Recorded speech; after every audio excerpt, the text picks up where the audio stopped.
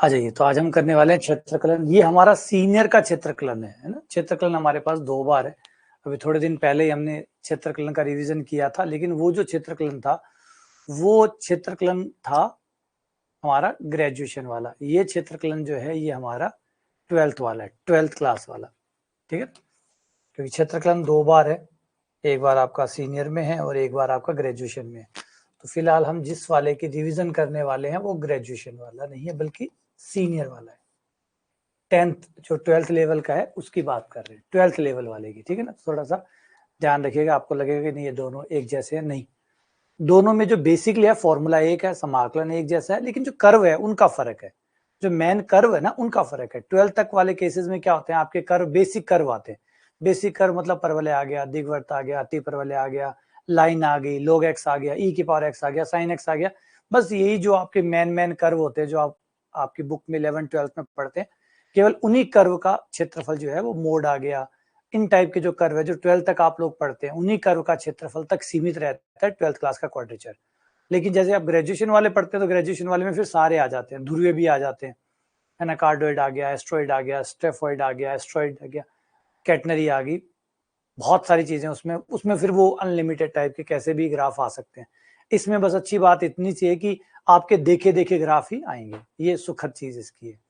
तो ये टॉपिक है ना। तो अब दोनों ही टॉपिक है तो एक ही आइडिया बिल्कुल एक सही है कि भाई करना क्या है, क्षेत्रकलन यानी समाकलन की मदद लेनी है और हमें एरिया निकालना है, क्षेत्रफल निकालना है। ठीक है, तो सबसे पहली बात करते हैं कि इसके लिए आपको जो बेसिक रिक्वायरमेंट है,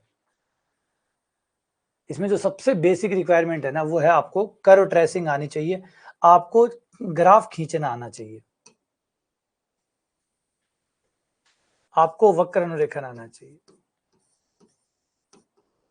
और ये चीज मैं आपको हाईली रिकमेंड करूंगा कि ग्राफ खींचना जरूर सीखिए। अगर आप गणित पढ़ रहे हैं, है ना, आप गणित के स्टूडेंट हैं, तो ग्राफ खींचना जरूर जरूर जरूर जरूर सीखिए। क्योंकि ग्राफ खींचने से आपकी गणित जो है, जो गणित के प्रति समझ है, वो अलग नेक्स्ट लेवल पे आ जाती है, एक अलग ही अंदाज में आ जाती है, एक अलग स्तर पे आ जाती है। क्योंकि जब तक आप ग्राफ नहीं बनाते, आपके लिए जस्ट वो एक समीकरण है, सिर्फ वो एक समीकरण है। लेकिन जैसे ही आप ग्राफ बनाना सीख जाते हैं, वो समीकरण एक चित्र का रूप ले लेती है, वो समीकरण एक चित्र का रूप ले लेते हैं। यानी अब आपको कोई भी चीज बेहतर तरीके से समझ में आएगी, कोई चीज आपको बेहतर तरीके से समझ में आएगी। कुछ ऐसा है कि मान लीजिए आप रेडियो पे खेल को देख रहे हैं और एक आप टीवी पे खेल को देख रहे हैं, दोनों में क्या अंतर है। मतलब रेडियो पे देखते हैं तो खाली सुनता है, केवल आवाज आ रही है कि चौका मार दिया इसने, चौका मार दिया इसने, सिंगल ले लिया, ये आउट हो गया। लेकिन जब टीवी पे भी देखते हैं तो आवाज भी आती है, साथ में वो चित्र भी दिखता है, तो ज्यादा अच्छे से समझ में आता है, नहीं आता गेम आता ना। तो बिल्कुल वैसा का वैसा ही अनुभव आपका इसके साथ होगा। आपकी गणित जितनी भी है, जो भी आपकी गणित की समझ है, वक्र अनुरेखण समझने के बाद में वो ज्ञान आपका कई गुना हो जाएगा। बहुत इंपॉर्टेंट है, इसको इस तरीके से मत देखिएगा पेपर में कितने सवाल आते हैं, कौन से आते हैं, नहीं नहीं, ये आपकी समझ से जुड़ी हुई बात है। जितना आप ज्यादा अच्छा वक्र अनुरेखण कर पाएंगे उतना ज्यादा आप गणित को समझ पाएंगे। ठीक है, एक बुक बनाई थी अमित एम अग्रवाल ने, बहुत पहले की बात है, सब लगभग 25 साल से भी ऊपर हो गए, 25-30 साल। एक बुक बनाई थी उन्होंने, बड़ी सुंदर बुक बनाई थी, मैंने बहुत पहले पढ़ी थी। इस बुक का नाम था, आज भी ये चलती है, आज भी ये चलती है, यानी आज से 25 साल पहले मैंने इस बुक को पढ़ा था, प्ले विद ग्राफ। और इसकी एक कॉपी मैं रखता भी हूँ। ये अमित एम अग्रवाल, मेरे नाम राशि के ही है, अमित एम अग्रवाल आईआईटी के बहुत जाने माने जो है वो टीचर है। तो उनकी बुक चलती थी प्ले विद ग्राफ। ये बुक बड़ी शानदार आया करती, कलर में आया करती थी। तो ये जो बुक थी ये मैंने आज से 25 साल पहले रहा होगा, तब ये बुक पढ़ी थी। इस बुक में क्या किया गया, मैंने इस बुक का आइडिया क्या है, इस बुक का आइडिया है कि कैसे आप ग्राफ की सहायता से कलर वलर, क्योंकि उस समय कलर कम आते थे, तो इस बुक कलर के साथ भी आई थी ये बुक। तो अभी भी बिल्कुल वही है, सेम टू सेम, ये इसका प्रिंट वैसा ही है, सब कुछ वैसा ही है। तो ये जो बुक थी, इस बुक में मेन चीज जो थी ना, सबसे इंपॉर्टेंट था, एक अलग थॉट थी, अलग समझ थी कि क्यों नहीं ग्राफ की सहायता से भी तो सवालों को समझा जा सकता है, ग्राफ से भी तो जाना जा सकता है, और ग्राफ आपकी मदद करेंगे सवालों को हल करने में। और इस बुक ने ये कर दिखाया, बड़ा शानदार बुक है। तो टाइम मिले तो पढ़िएगा। सिंगेज की बुक भी आती है किसी पे, सिंगेज जो है ना, सिंगेज पब्लिकेशन, उनकी भी एक बुक आती है, वो भी शायद कर, उसका नाम शायद ऐसा नहीं है, कुछ और ही नाम है, उसके साथ भी आप जा सकते हैं। ठीक है, चलो आगे बढ़ते हैं। अगला है हमारा कर्व ट्रेसिंग। ये आपको आना ही चाहिए, वरना ये सवाल आपसे नहीं होंगे। और अगला है समाकलन। समाकलन हमें कोई बहुत ज्यादा नहीं चाहिए, बस बेसिक जो बेसिक फॉर्मूले हैं बस वो आपको पता होने चाहिए, हमारा काम हो जाएगा। बस इतना सा आपको पूर्व ज्ञान इस टॉपिक को पढ़ने से पहले होना चाहिए, तभी ये टॉपिक आपके अंदर समा पाएगा, वरना आप इसमें दुख पाएंगे, परेशान होंगे। ठीक है, चलो आगे बढ़ते हैं। सबसे पहले आते हैं क्षेत्रकलन पे। क्षेत्रकलन होता क्या है? क्षेत्रकलन का सीधा सीधा अर्थ ये होता है कि भाई आपको कोई समतलीय वक्र है और उसने एक क्षेत्रफल घेर के एक क्षेत्रफल बनाया है, परिबद्ध करके एक क्षेत्रफल बनाया है, उस क्षेत्रफल को ज्ञात करना है यूजिंग समाकलन। समाकलन की सहायता से, वैसे समाकलन ऐसा कोई जरूरी नहीं, क्षेत्रकलन का मतलब समाकलन से जुड़ा हुआ है, लेकिन क्षेत्रकलन का मतलब होता है क्षेत्रफल का कलन करना, उसका मात्रा ज्ञात करना। कलन का मतलब होता है मापन करना, क्षेत्रफल का मापन करना। अब ये क्षेत्रफल का मापन जो है वो हम समाकलन की सहायता से करते हैं, तो कई बार हमें लगता है कि समाकलन का एक अनुप्रयोग भी है। तो अगर आप एनसीईआरटी की किताब पढ़ेंगे तो एनसीईआरटी क्षेत्रकलन नहीं कहती, एनसीईआरटी इस टॉपिक का नाम रखती है समाकलन के अनुप्रयोग। समाकलन के अनुप्रयोग, ये समाकलन का एक उपयोग है कि आप कोई परिबद्ध क्षेत्रफल इसकी सहायता से निकाल सकते हैं। अब कोई बात नहीं, बात ये क्षेत्रकलन भी तो है, क्षेत्रफल भी तो निकाल रहे हो, तो दोनों साइड से आप इस बात को बोल सकते हैं। तो हम क्या करेंगे, समाकलन की मदद लेते हुए क्षेत्रफल ज्ञात करेंगे। अब ये क्षेत्रफल बड़ी विचित्र राशि है, पहले इसको समझ लो कि यहाँ पे क्षेत्रफल की बात क्या हो रही है। आप जो भी क्षेत्रफल निकालना चाहते हैं, जो भी निकालना चाहते हैं, एक बार पहले वो फिक्स कर ले, जो आप निकालना चाहते हैं वो देख ले, ये निकाल ले, ठीक है। फिर आपके पास है एक सूत्र। पहले तो आपका एक सवाल होगा जिसका एक क्षेत्रफल होगा कि भैया ये क्षेत्रफल मुझे ज्ञात करना है, ठीक है, डन, ये निकालना आपको। अब आ जाओ एक फॉर्मूले पे, ये है फॉर्मूला जिसकी सहायता से क्षेत्रफल निकलता है। लेकिन रुको रुको, ये फॉर्मूला वो क्षेत्रफल नहीं निकालता जो आपको चाहिए। इस फॉर्मूले को आपको सही ढंग से यूज करना है। अगर आपने इस फॉर्मूले को गलत इस्तेमाल किया तो ये आपको या तो एक्स्ट्रा क्षेत्रफल दे देगा, या कम दे देगा, या वो नहीं देगा जो आप चाहते हैं। तो इस फॉर्मूले को बड़े सावधानी से अपने क्षेत्र के ऊपर, जिसका भी आपको क्षेत्रफल निकालना है, उस पर इस फॉर्मूले को बड़े सावधानी से फिट करना है। यही सारा खेल इस टॉपिक है। अगर आपने ये फॉर्मूला सही ढंग से जो आपको क्षेत्रफल निकालना है उस पर सेट कर दिया तो आपको एग्जैक्टली वही मिलेगा जो आप चाहते हैं। अगर आपने गलत यूज किया तो आपकी गलती होगी। जैसे मैं एक छोटा सा एग्जांपल बार बार देता रहता हूँ, हथौड़ी कील ठोकने के लिए आप लेके आए, आप चाहो तो उंगली भी ठोक सकते हो, वो आपकी गलती होगी, वो हथौड़ी की कोई गलती नहीं होगी, वो आपकी गलती होगी। हथौड़ी को सही से यूज करोगे तो अपना काम करेगी, गलत यूज करोगे तो वो भी अपना काम करेगी, तो उसकी कोई गलती नहीं है। सेम इस फॉर्मूले की कोई गलती नहीं होगी। फॉर्मूले को अच्छे से समझ लो और फिर अपने क्षेत्र के ऊपर सही ढंग से इसको अप्लाई करो। मैं कुछ सावधानियां बताऊंगा कि कैसे यूज करना है। पहले आते हैं ये फॉर्मूला काम कैसे करता है। सबसे पहले ये फॉर्मूला आपसे एक परिबद्ध क्षेत्रफल मांगता है, एक परिबद्ध क्षेत्रफल जो आप उसको देते हैं। इसमें चार चीजें हैं, x बराबर a, कहां से शुरू करना है, एक, फिर x बराबर b, कहां तक खत्म करना है, x बराबर a, x बराबर b, छत पे कौन रहेगा, ऊपर की छत कौन देगा, ये देगा, या बाईं साइड की दीवार, दाईं साइड की दीवार, छत और फर्श। ये चारों चीजें जब आप इसे, जो भी ये चार चीजें आप दोगे, ये चार चीजें आप इसे जो भी दोगे, ये उसके बीच में जो फंस गया है, जैसे अब इसके बीच में ये फंस गया, ये फंसा हुआ क्षेत्रफल आपको निकाल देगा। बस इसका यही एक तरीका है। अब इसे मैंने कई चीजें से हमें जाननी है कि इसको ज्यादा नहीं पता, जो भी आप इसे चार दे रहे हो, जो भी आप इसे चार दे रहे हो ये वही करेगा। फॉर एग्जाम्पल एक छोटा सा एग्जाम्पल लगाओ, आपने कैलकुलेटर में 2 और 3 डाला, प्लस का चिन्ह दबाया, 2 + 3, कैलकुलेटर आपको क्या देगा, 5। अब आपको 6 दे, 6 कहां से देगा, जब आप इसे 2 और 3 दे रहे हो तो वो 5 ही देता रहेगा। आप कैलकुलेटर को तोड़ सकते हो लेकिन वो 6 नहीं देगा। जब तक आप उसे 2 और 3 देते रहोगे वो 5 ही देता रहेगा। अब आप कैलकुलेटर कहना मुझे 6 चाहिए, खराब हो गया कैलकुलेटर, तो कैलकुलेटर की कोई गलती नहीं है भाई, आप जब तक 2 3 देते रहोगे वो 5 ही देता रहेगा। तो ये जो चार चीजें, अगर आप ये गलत इसे देते रहोगे, अगर इसे गलत जानकारी देते रहोगे तो ये आपको गलत उत्तर देता रहेगा, गलत जानकारी देते रहोगे ये आपको गलत उत्तर देता रहेगा। तो बहुत सावधानी से हमें इस फॉर्मूले को यूज करना है। ये फॉर्मूला कुछ नहीं जानता, बस ये चार बातें आप जो भी इसको दोगे, ये उसके बीच में जो फंसा हुआ है, ये जो खेत फंसा है, इस खेत का क्षेत्रफल ये आपको निकाल देगा। अब आप अगर गलत आ रहा है तो समझ जाओ कि आपने फॉर्मूला गलत यूज किया है। आपने कोई जानकारी 1 2 3 4 इन चार जानकारियों में से कोई जानकारी गलत दी है तभी गलत आ रहा है। अगर आपने चारों जानकारियां सही दी होती तो सही क्षेत्रफल ही आता। गलत जानकारी दोगे तो गलत क्षेत्रफल आएगा। सूत्र की कोई गलती नहीं होगी। सूत्र को गलत जानकारी दोगे ये गलत उत्तर देगा। जैसे कैलकुलेटर को अगर आप गलत जानकारी दोगे तो आपको गलत उत्तर देगा। सीधी सी बात है। क्लियर है? आ जाओ। अब सबसे पहली बात, एक कॉमन क्वेश्चन बनता है कि क्वाड्रेचर होता क्या है, क्षेत्रफलन होता क्या है? क्षेत्रफलन सिर्फ एरिया निकालना होता है। एरिया अंडर द कर्व कहते हैं इसको। एरिया अंडर द कर्व कहते हैं, मतलब वक्र के नीचे का क्षेत्रफल। अगर आप देखोगे तो छत जो थी वो वक्र ही था, वक्र के नीचे का क्षेत्रफल। ये इसका कई जगह नाम होता है, एरिया अंडर द कर्व। कई इसको क्षेत्रफलन के नाम से जानते हैं, कई इसको एरिया अंडर द कर्व कहते हैं, कई इसको समाकलन का अनुप्रयोग कहते हैं, एनसीईआरटी से समाकलन का अनुप्रयोग कहती है, कई ग्रेजुएशन वाले इसको एरिया अंडर द कर्व कहते हैं, और कई क्षेत्रफलन के नाम से जानते हैं। ठीक है, काम इसका एक ही है कि भाई जो आपका वक्र आप दोगे उस वक्र के नीचे का जो क्षेत्रफल होगा वो आपको ये निकाल देते हैं। ठीक है, अंडर द कर्व। अब आते हैं बात जिसकी इंपॉर्टेंट है, वो है सावधानियां। सावधानी बहुत ध्यान से आपको लेनी है, सूत्र यूज करने। अगर मैंने पहले कहा अगर कुछ भी गलत उत्तर आता है तो समझ जाइएगा कि आपने सूत्र में कुछ ना कुछ गलत दिया है। चार इंफॉर्मेशन जो ये मांग रहा था उसमें कोई ना कोई आपने गलती की है। अगर आपने चारों इंफॉर्मेशन में कोई गलती ना की होती तो आपको वो मिलता जो आपको चाहिए था। ये गलत नहीं दे सकता, सूत्र गलत नहीं हो सकता, सूत्र में डाली गई जानकारी गलत हो सकती है। जैसे मैंने कहा कि कैलकुलेटर गलत काम नहीं कर सकता, वो प्रोग्राम्ड है, वो गलत नहीं कर सकता। आपने इनपुट ही गलत दिया है तभी कुछ गलत आ रहा है।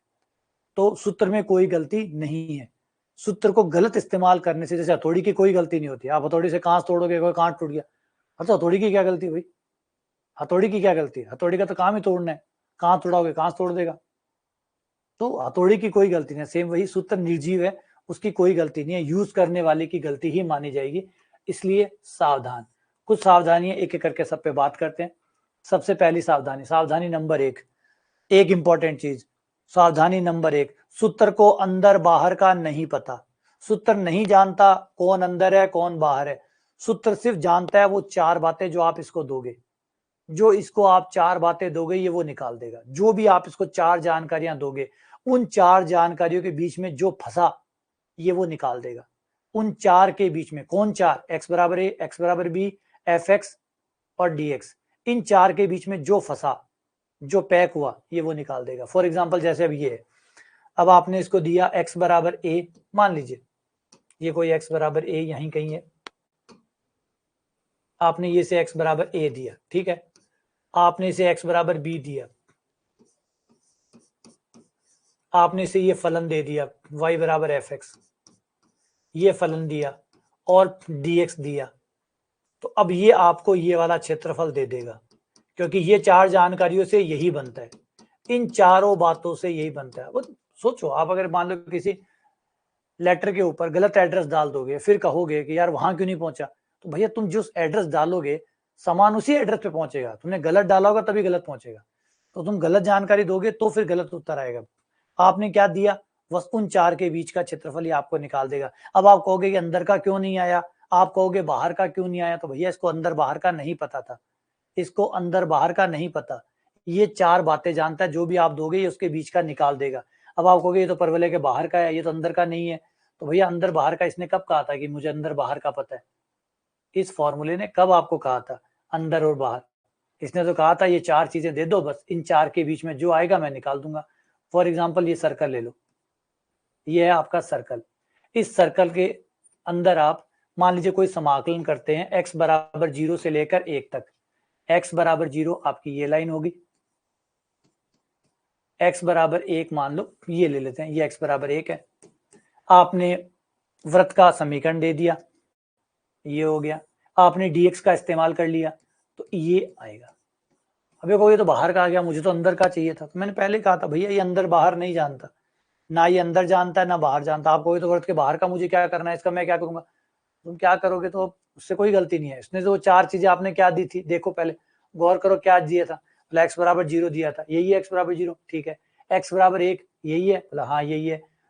वृत्त का समीकरण यही दिया था, बोला हाँ यही दिया था। आपने एक्स एक्स दिया था, बोला हाँ दिया था। तो बस इन चारों के बीच में यही बनता है, यही आएगा। बोला अंदर का चाहिए था मुझे, तो चाहिए था तो चाहिए वाली चीज डालो, जो चाहिए वो डालो भाई। फॉर्मूले की यही कमी है, फॉर्मूला अंदर बाहर नहीं जानता, वो 4 बातें जानता है। जो भी आप 4 दोगे, उन 4 के बीच में जो पैकम पैक होगा ये वो निकाल देगा बस। अब वो अंदर है तो सही, बाहर है तो सही, कहीं और है तो सही। तो ये पहली सावधानी बरतनी है कि सही ढंग से आपको इस फॉर्मूले को यूज करना है। एक दूसरी इंपॉर्टेंट चीज, सावधानी नंबर 2, ये सूत्र आपका खेत खा जाएगा। खेत खा जाएगा का मतलब है, मान लीजिए एग्जाम्पल के तौर पे कि आपका कोई खेत है और बीच में से हाईवे निकल रहा है, आपके खेत के बीच में से हाईवे निकल रहा है,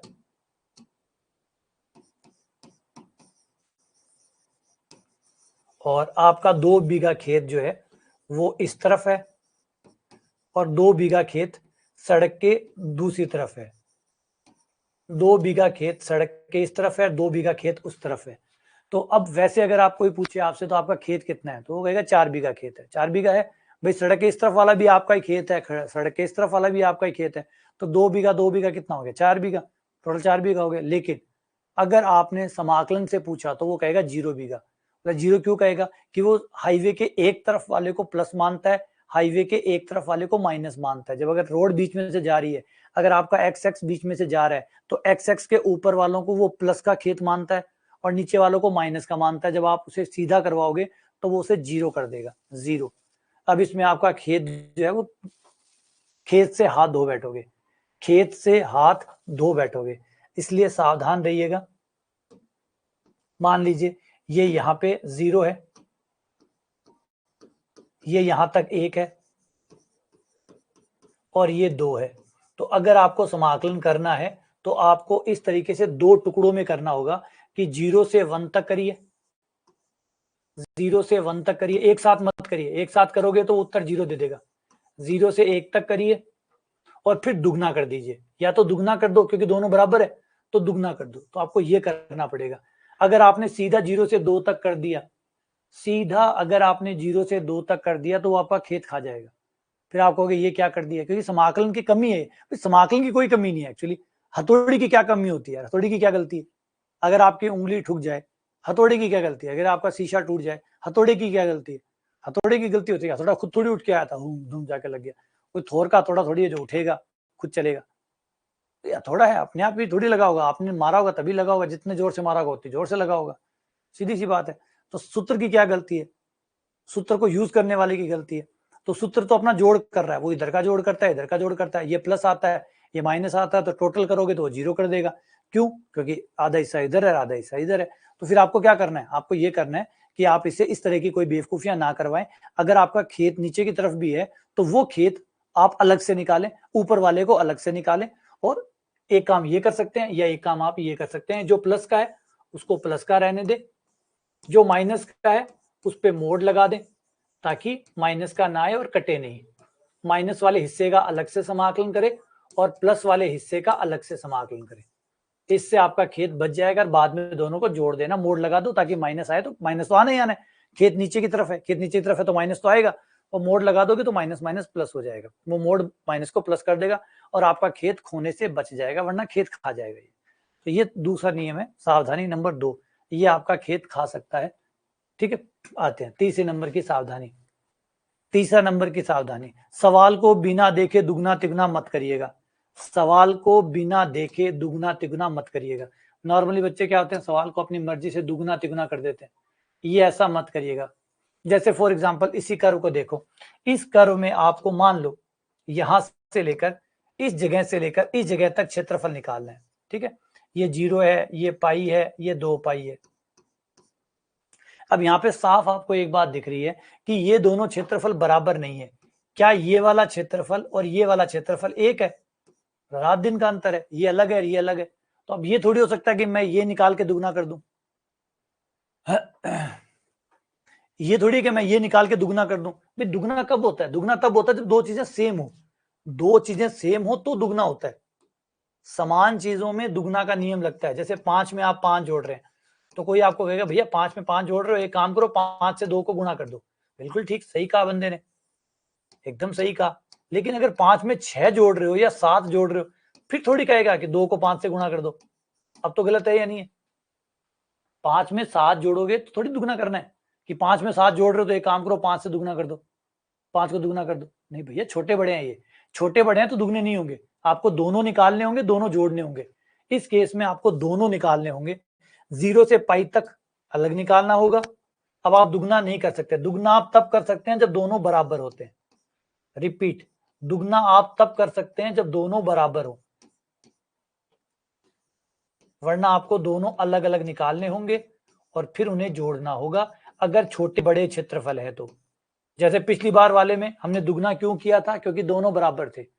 पिछली बार वाले में क्यों किया, क्योंकि दोनों बराबर थे तो एक निकाल के दुगना कर दिया। अगर ये 2 आएगा तो ये भी 2 आएगा, इसलिए दुगना कर दिया था। लेकिन इस बार साफ दिख रहा है कि भैया छोटे बड़े हैं तो आपको दोनों निकालने पड़ेंगे, दोनों। दूसरे वाला नीचे है इसलिए आपको मोड लगाना होगा ताकि माइनस प्लस हो जाए, पर ये आपको ध्यान रखना पड़ेगा। और इसके लिए जो मैंने शुरुआत में कहा था, आपको कर्व ट्रेसिंग आनी चाहिए, बिना कर्व ट्रेसिंग के इसमें ये चीजों को पता चलाना मुश्किल हो जाएगा। ठीक है, ये आपकी सावधानी नंबर 3 है। सावधानी नंबर 4 पे आ जाइए, सही फलन चुनिए। ये भी बहुत इंपॉर्टेंट बात है, सही फलन चुनिए। अगर आप गलत फलन चुनेंगे तो गलत उत्तर आएगा। फॉर एग्जाम्पल यहाँ पे देखिए, ब्लू वाला भी है, ग्रीन वाला भी है। ब्लू वाला का भी कोई फॉर्मूला होगा और ग्रीन वाले का भी कोई फॉर्मूला होगा। सपोज करो ब्लू वाला जो है वो fx है और ग्रीन वाला gx है, ये fx है और ये gx है। अब यहाँ पे समझने वाली बात यह है कि मान लो मैं यहां से लेकर यहां तक समाकलन करता हूं, इस पॉइंट तक, x बराबर 0 से लेकर 1 तक। ये 0 है, ये 1 है, कल्पना कर रहा हूं मैं। मान लो 0 से 1 तक है, या π/4 यहाँ पे लिखा पड़ा है तो ये ले लो, π/4 तक। ठीक है, अब गौर करो कि मैं नीले वाला ले रहा हूं कि हरे वाला ले रहा हूं। अगर मैं नीले वाला ले रहा हूं या मैं हरे वाला ले रहा हूं, क्षेत्रफल उसके हिसाब से आएगा। 0 से π/4 ले लिया। अब मैंने कौन सा लिया, अगर मैंने gx लिया तो कौन सा आएगा, fx लूंगा तो कौन सा आएगा। समझ रहे हो, मैं कौन सा फलन ले रहा हूं उससे इस बात को फर्क पड़ेगा। सही है, अगर मैं नीले वाला फलन ले रहा हूं, अगर मैं नीले वाला लेता हूं तो मुझे ये वाला मिलेगा, ये वाला क्षेत्रफल मेरा बनेगा अगर मैं नीले वाला लेता हूं तो। क्योंकि ये हो गया xx, ये हो गया x बराबर 0, ये हो गया x बराबर पाई, ये हो गई छत। क्योंकि मैंने इस छत का इस्तेमाल किया है, तो जब इस छत का इस्तेमाल किया तो यही क्षेत्रफल आएगा। लेकिन अगर मैं ग्रीन वाली छत का इस्तेमाल करता हूं, अगर मैं फलन के तौर पे ग्रीन का यूज कर रहा हूं, तो मेरा क्षेत्रफल देखो ये आएगा। तो ये है सावधानी कि आप कौन सा फलन यूज कर रहे हैं। अब आप यूज कर रहे हैं ग्रीन वाला और आप कह रहे हो तो ज्यादा आ रहा है यार, ज्यादा कैसे आ रहा है, तो भैया तुम ग्रीन वाला यूज कर रहे हो तो ग्रीन वाले तक की आएगी क्षेत्रफल xx से लेकर ग्रीन वाले तक जाएगा। तो इसलिए ध्यान से समीकरण सोच समझ के चूज करिएगा, जहां तक आपको क्षेत्रफल चाहिए वही फलन यूज करिएगा, वरना या तो ज्यादा निकल जाएगा या कम निकल जाएगा। ठीक है, ये चौथी सावधानी है। उसके बाद में लास्ट सावधानी है 5, सही लिमिट यूज करिए। सही लिमिट यूज करिए। कई बार लिमिट को लेके बच्चा जो है वो बड़ी गड़बड़ कर देता है। लिमिट हर कोई यूज कर लेता है, फिर कहता है यार आ कैसे नहीं रहा, अरे आ कैसे नहीं रहा। फॉर एग्जाम्पल जैसे इसको समझाता हूं, सपोज करो कि आपने इस लाल वाली लाइन का समाकलन किया और लाल वाली लाइन का समाकलन x बराबर 0 से लेकर 2 तक किया, तो आपको पता है क्या आएगा। अगर लाल वाली लाइन का आप x बराबर 0 से लेकर 2 तक समाकलन करते हैं तो क्या आएगा, ये आएगा 0 से लेकर 2 तक। ये देखो, तो ये देखो, ये बाहर वाला भी आ गया, बोले तो एक्स्ट्रा आ गया, तो एक्स्ट्रा आ गया नहीं, तुमने लिमिट लगाई है इस वजह से एक्स्ट्रा है, वो वर्त के बाहर आ गया, तो वर्त के बाहर तो आना ही था, वर्त के बाहर तो आना ही था। इसको वर्त से क्या लेना देना भाई, इसको मैंने पहले कहा, इससे उम्मीद कर रहे हो तुम लोग किससे उम्मीद कर रहे हो, फॉर्मूले से उम्मीद कर रहे हो कि वो जिंदा हो जाए और आपका सवाल सही कर दे। हद है, लिमिट दे रहे हो वो देखो तो सही क्या दे रहे हो, x बराबर 2 तक दे रहे हो, तो ये भैया 2 तक जाएगा। अब ये 2 तक जाएगा, 0 से 2 तक दिए तो 0 से लेकर 2 तक जाएगा। अब 2 तक अगर वर्त से बाहर जा रहा है तो जाए, इसके भलाई तो जाए।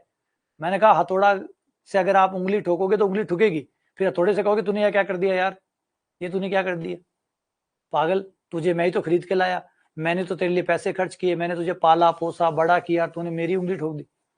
ये बेवकूफी है, वो निर्जीव है। तो यहाँ पे भी आपको ध्यान रखना है ना, आपके डायलॉग्स वहां पे काम नहीं करेंगे। तो तीसरी इंपॉर्टेंट चीज है, सही सीमा का इस्तेमाल करें। पहले देखें कि आप जो लिमिट लगा रहे हैं वो सही है या नहीं है। सावधान, ये आपकी 5वीं सावधानी है। ये सारी सावधानी अगर आपने प्रॉपरली यूज की तो आप एकदम सही क्षेत्रफल निकाल पाएंगे जो आपको चाहिए। अदरवाइज ये फॉर्मूला हमेशा परेशान करता रहा है और अभी भी करता रह जाएगा। आ जाओ सवाल करते हैं। अब यहाँ पे आपको दिया गया है कि एक वक्र है एक्स वाई बराबर सी और एक्स एक्सिस और लाइन x बराबर 1 से लेकर x बराबर 4 तक। देखो चारों डिटेल दी हुई है, चारों डिटेल आपको दी हुई है। हाँ वो ध्यान से करिए, बस मेरा मकसद ये था। वो तो प्रैक्टिस करने से बेहतर आप अपने आप होते जाओगे। मेन थी मैं आपको समझा दूं कि भैया क्या गलतियां नॉर्मली बच्चा करता है। जब भी वो क्षेत्रकलन को पढ़ता है ना, क्षेत्रकलन में ज्यादातर बच्चों को आपको देखने को मिलेगा परेशान है क्षेत्रकलन को लेके। अच्छा वो परेशान क्यों है? वो परेशान इसी वजह से है कि वो ये जो 5 गलती है ना, इन 5 गलतियों को नहीं समझ पा रहे। तो जब तक आप ये 5 गलतियां नहीं समझेंगे तब तक आप वही गलतियां दोहराते रहेंगे और ये क्षेत्रकलन हमेशा आपको परेशान करेगा। जैसे ये आपका देखो एक्स वाई बराबर सी, ये परवलय का समीकरण होता है, अति परवलय का समीकरण होता है।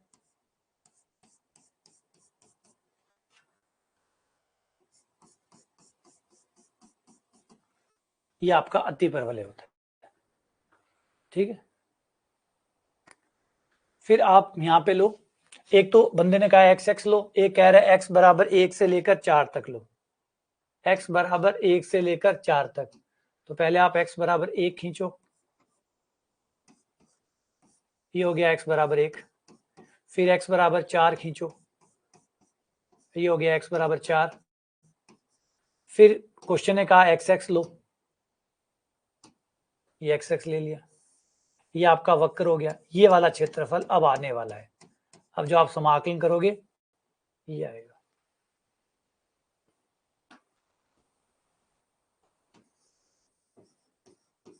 x बराबर 1 से लेकर x बराबर 4 तक।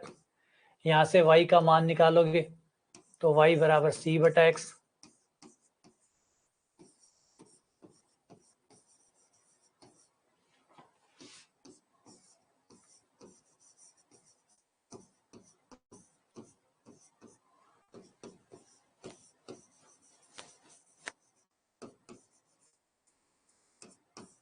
log 1 का मान 0, c log 4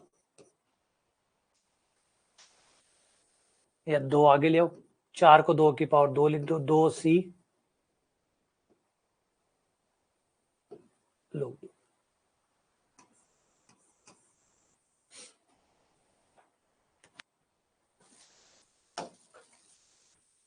अगला सवाल, अब ये जो एरिया है ये वाई एक्स से बंधा हुआ है। जैसे भी एक्स एक्स वाला था ना फॉर्मूला, वैसा ही फॉर्मूला एक वाई के लिए भी है। वाई एक्स से परिबद्ध क्षेत्रफल, जैसे इसको देखो, ये है आपका वाई बराबर 4x²। ये एक परवलय का समीकरण है, ये एक परवलय का समीकरण है। ऐसा परवलय जो वाई की ओर जाएगा, मतलब ऊपर की ओर जाएगा।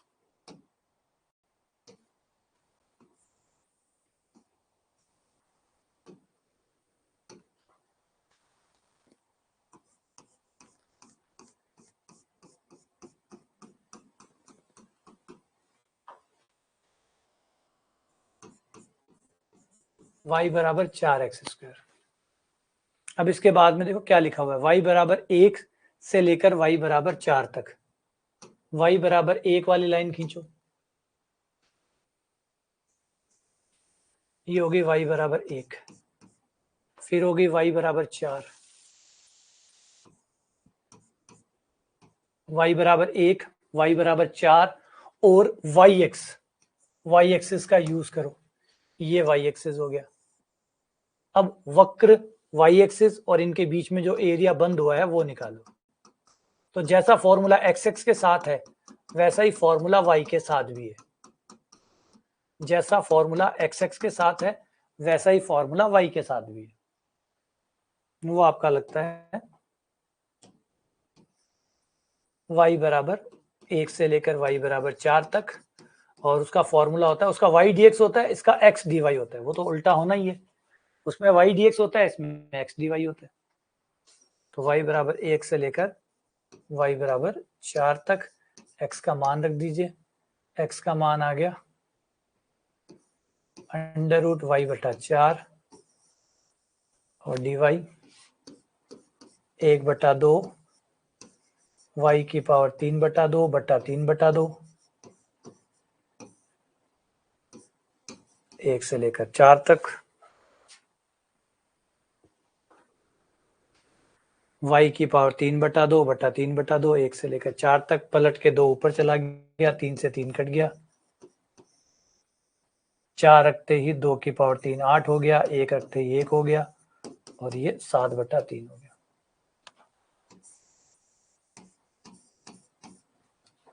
आपका 7/3 हो गया। सही है। अगला सवाल, कोई वक्र है 2 की पावर kx, कोई वक्र है 2 की पावर kx, ये एक्सपोनेंशियल फंक्शन है, चर घातांकी फलन है। चर घातांकी फलन देखो एक बहुत बढ़िया चीज है। अभी इस टाइम में सबसे अच्छी बात है आपके पास डेस्मोस है, जाइए डेस्मोस में चित्र बना बना के देखिए, है ना। अब तो वो प्रॉब्लम भी नहीं है कि पहले तो मान लीजिए आज से 4-5 साल पहले तो आपको चित्र किताबों में ढूंढने पड़ते थे, किताबों में नहीं है तो मतलब आपको पता भी नहीं है कि चित्र कैसा होता है। अब आज तो इतनी टेक्नोलॉजी डेवलप हो गई है कि आप जाओ और नेट पे जाके सर्च करके देख लो कि 2 की पावर kx का ग्राफ कैसा होता है, चर घातांकी ग्राफ कैसे होते हैं, किस तरीके से बनते हैं, माइनस हो तो क्या होगा, है ना। बदल बदल के, ऐसे बदल के, ये बदल के, वो बदल के, सारे कर करके देख सकते हो आप।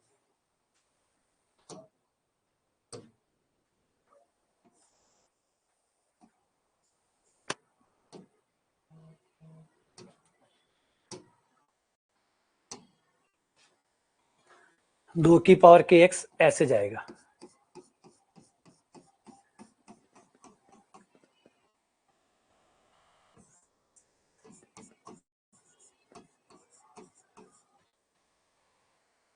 अभी कह रहे x बराबर 0 से लेकर 2 तक,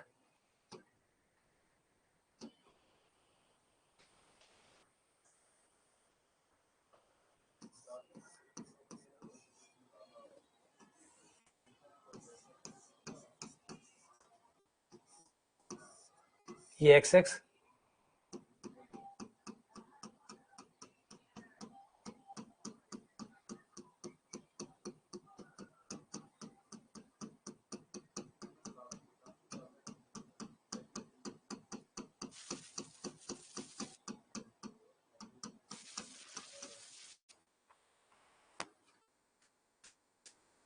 क्वेश्चन ये है कि आपको दिया हुआ है कि क्षेत्रफल इतना आएगा, तो ठीक है, इससे के का मान निकालना है।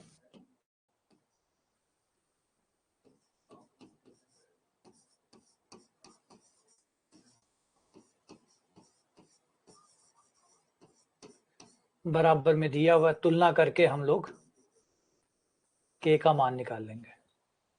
तो 2 की पावर के एक्स का समाकलन 2 की पावर के एक्स बट्टा log 2 0 से लेकर 2 तक,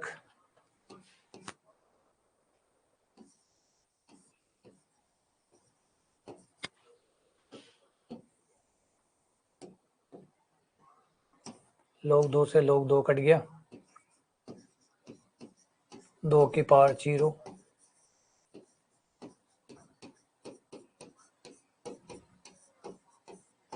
तुलना करने पर 2 के बराबर 2 के बराबर 1,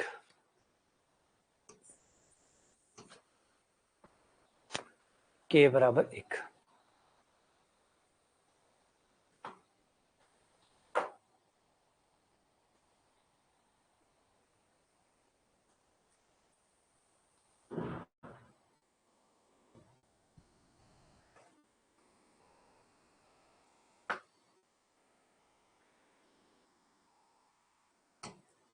ये आपका कर्व है, एक्स स्क्वायर बराबर 4y जो कि परवलय है, और x बराबर 2 और एक्स एक्स, ये वाला ग्राफ एक्स एक्स, इन तीनों के बीच में क्या फंसा है वो देखो, इन तीनों के बीच में जो भी फंसा है वो क्षेत्रफल ज्ञात करो।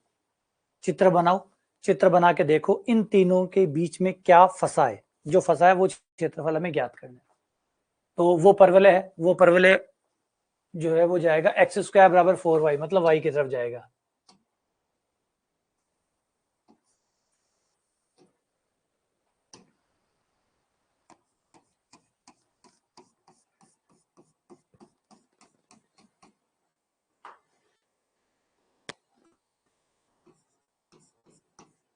एक ये हो गया, एक x बराबर 2 लाइन होगी,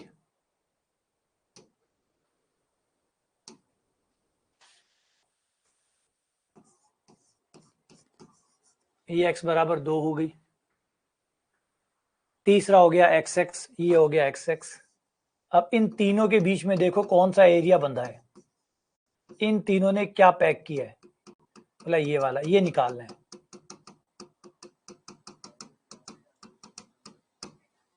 इन तीनों के बीच में जो फंसा है वो निकालना है।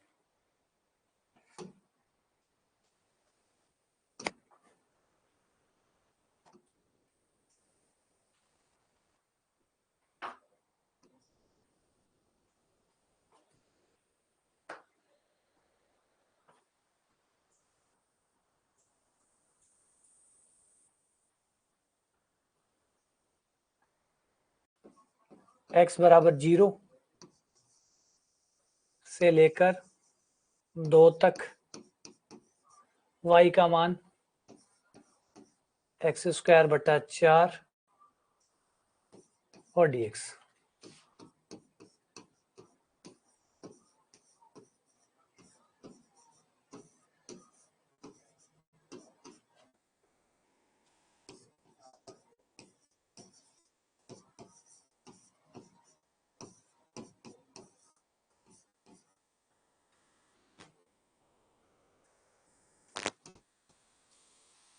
दो बटा 3, ठीक है।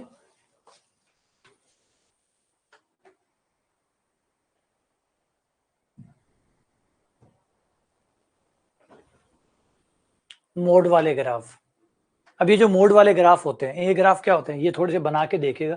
मोड वाले ग्राफ क्या होते हैं, वी शेप के होते हैं, ये वी शेप के होते हैं और x -2 आया है, यानी x बराबर 2 पे आके ये प्रकाश की किरण की तरह आएंगे, टकराएंगे और लौट जाएंगे, टकराएंगे और लौट जाएंगे।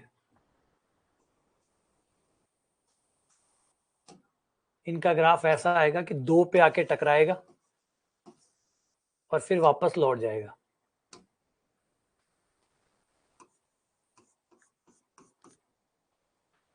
ये प्रकाश की परावर्तित किरण जो होती है ना, उसकी तरह इसका ग्राफ होता है, आया, टकराया, लौट गया। बस आपको इतना याद रखना है कहाँ टकराएगा। उसके जो भी मोड के अंदर होता है उसको 0 रख दो, मोड के अंदर जो होता है उसको 0 रख दो, और देखो 0 रखने पर x का कितना आता है, जो भी x का मान आएगा उस पे पॉइंट पे वो टकराएगा और फिर लौट जाएगा। अब इसमें आपको क्षेत्रफल निकालना है, कहां से कहां तक क्षेत्रफल निकालना है, 1 से लेकर 3 तक। लेकिन अब यहां पे थोड़ा सा अंतर है,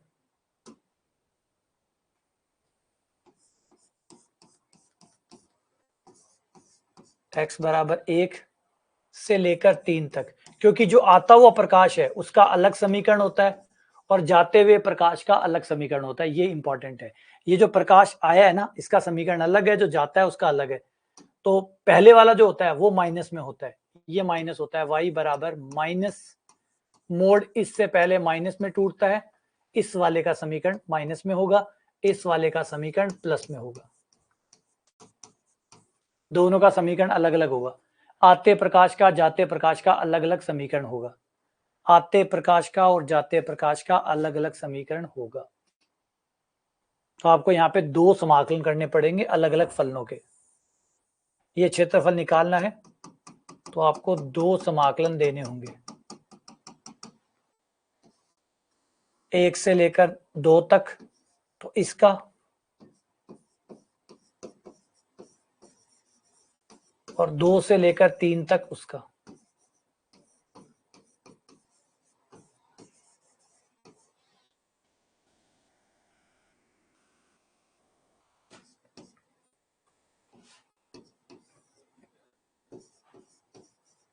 x³/3 .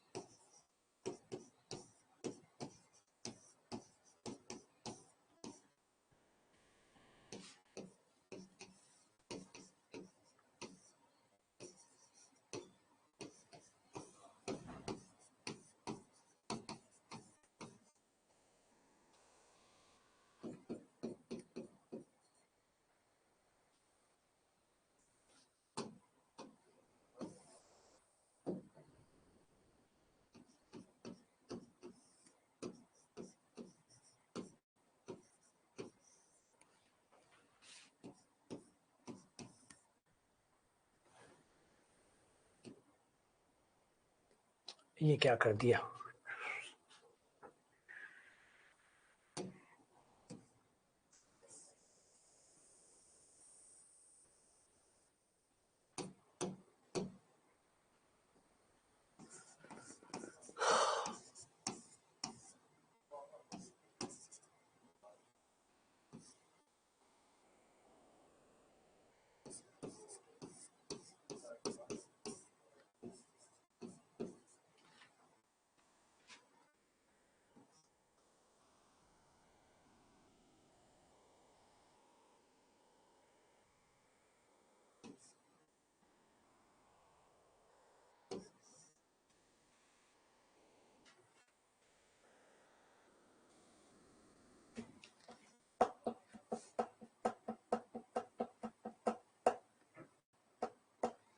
No minus.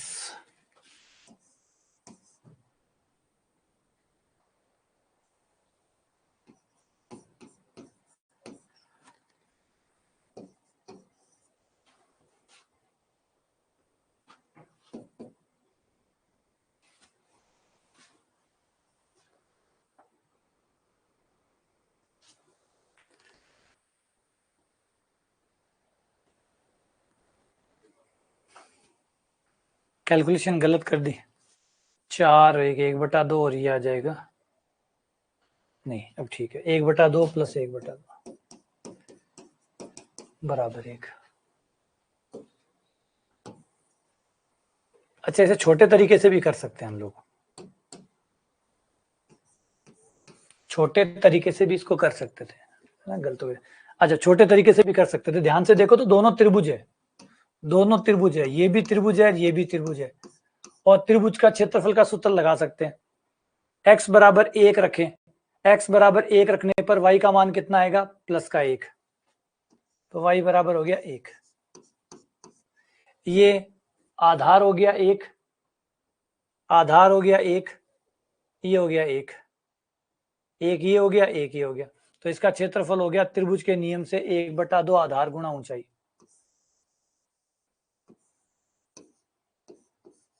पहले त्रिभुज का 1/2 आधार गुणा ऊंचाई, 1/2। दूसरे वाले का निकाल लो, दूसरे वाला भी सेम वही है, 1/2 आधार 1 है। x का मान 3 रखोगे तो 3 रखते ही 3 - 2 1, ये y का मान 1 आ गया, ये 1 हो गया और ये लंबाई 1 हो गई। तो 1/2, ये भी 1/2 आ गया। दोनों को जोड़ लो, कुल क्षेत्रफल कितना हो गया? 1।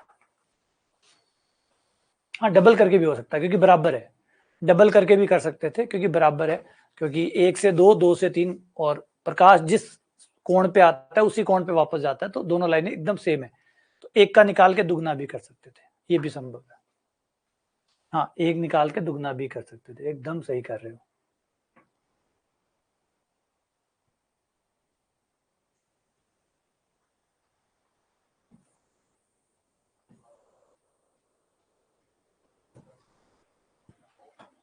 जैसे अब यही सवाल है, इसमें भी मैं ऐसा ही करेंगे।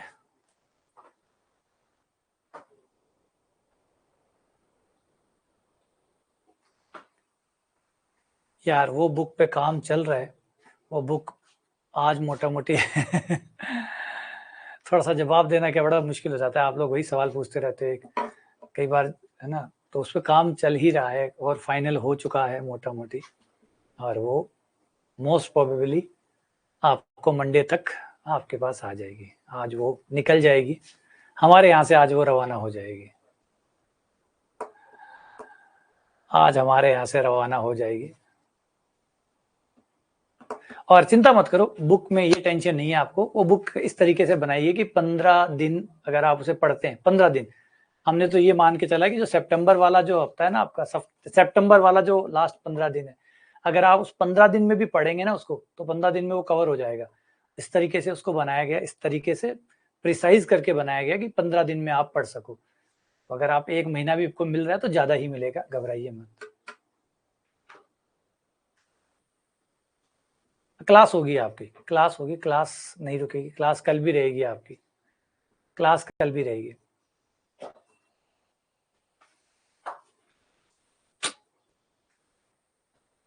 क्लास रहेगी आपकी।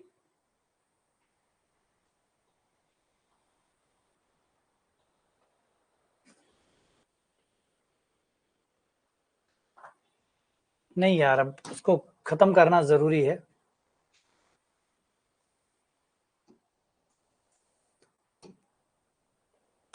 तो ये देखो, इसमें पहले इसका ग्राफ बनाते हैं। इसका ग्राफ क्या होगा कि आप y का मान 0 रखोगे। हाँ, बाकी क्लासेस ऑफ रहेगी, सिर्फ मैं इस क्लास को ही बात कर रहा हूँ। ये जो क्लास है ना, इसकी बात कर रहा हूँ मैं।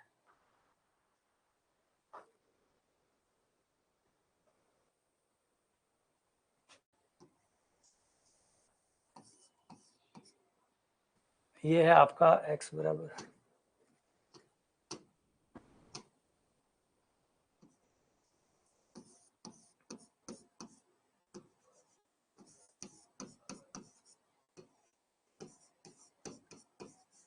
ग्राफ आएगा आएगा आएगा आएगा आएगा आएगा, लौटेगा लौटेगा, फिर वापस आके ये वेव शेप होता है। कोई भी बहुपद हो, बहुपद की खास बात है उसकी शेप वेव शेप होती है।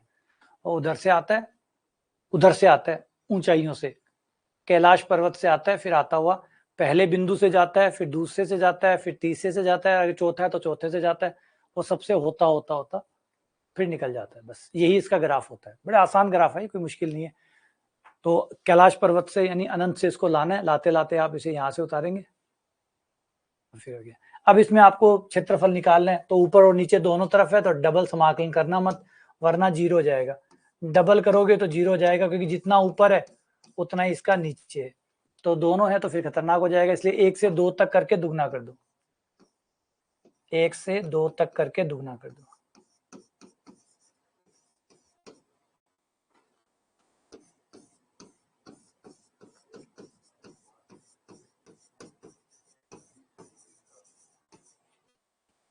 अब इसका समाकलन कर लीजिए।